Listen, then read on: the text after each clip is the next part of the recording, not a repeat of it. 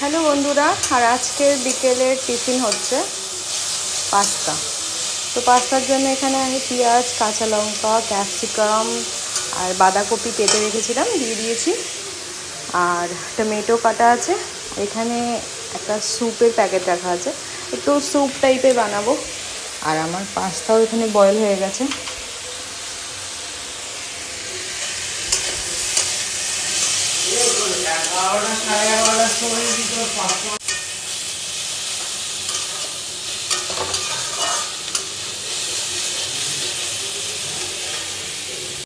তো আমাদের পাস্তার ভেজিটেবলগুলো অনেকটা নরম হয়ে এসছে।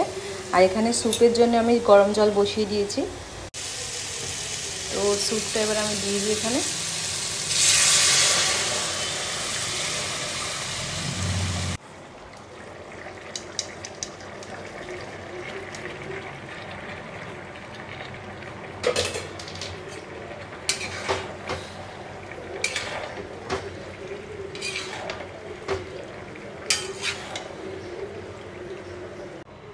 তো আমার পাস্তা এখানে রেডি।